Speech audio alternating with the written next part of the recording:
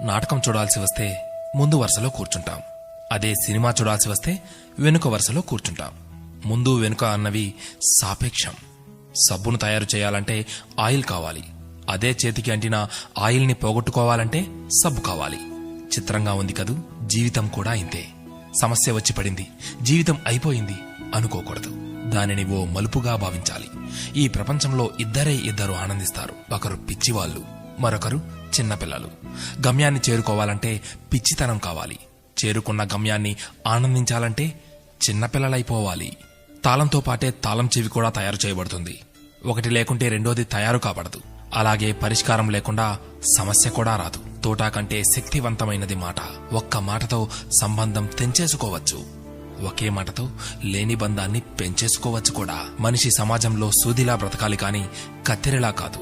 సూది పని ఎప్పుడు జోడించడం మాత్రమే, కత్తెర పని ఎప్పుడు విడదీయడమే. అందరినీ కలుపుకుంటూ బ్రతకాలే గాని కత్తెరలా విడదీస్తూ కాదు. నిజాన్ని మార్చే శక్తి ఈ ప్రపంచంలో ఎవ్వరికీ లేదు. కాని ప్రపంచాన్ని మార్చే శక్తి ఒక్క నిజానికి ఉంది. నీవు సంతోషంగా ఉన్నావంటే నీకు సమస్యల్లేవని కాదు, వాటిని ఎదుర్కోగల శక్తి, ధైర్యం నీకున్నాయని అర్థం.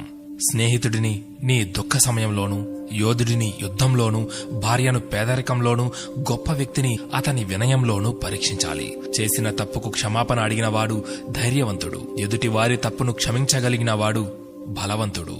కష్టం అందరికీ శత్రువే, కాని కష్టాన్ని కూడా చిరునవ్వుతో స్వీకరిస్తే అది సుఖమై నిన్ను ప్రేమిస్తుంది. ఓటమి లేనివాడికి అనుభవం రాదు, అనుభవం లేనివాడికి జ్ఞానం రాదు. గెలిచినప్పుడు గెలుపును స్వీకరించు, ఓడినప్పుడు పాఠాన్ని స్వీకరించు. ఓడిపోయి విశ్రాంతి తీసుకుంటున్నప్పుడు ఆ ఓటమి నేర్పిన పాఠాన్ని చదువుకో. నీవే గెలుస్తావు. ఎవరికైనా ఉండేది రోజుకు 24 గంటలు మాత్రమే. గెలిచేవాడు ఆ 24 గంటలు కష్టపడుతుంటాడు. ఓడేవాడు ఆ 24 గంటలు ఎలా కష్టపడాలా అని ఆలోచిస్తుంటాడు. అంతే తేడా. గెలవాలన్న తపన, గెలవగలను అన్న నమ్మకం, నిరంతర సాధన, ఈ మూడే నిన్ను గెలుపుకు దగ్గర చేసే సాధనాలు. నేను గెలవటంలో ఓడిపోవచ్చు, కానీ ప్రయత్నించడంలో గెలుస్తున్నాను. ప్రయత్నిస్తూ గెలుస్తాను, గెలిచి తీరుతాను.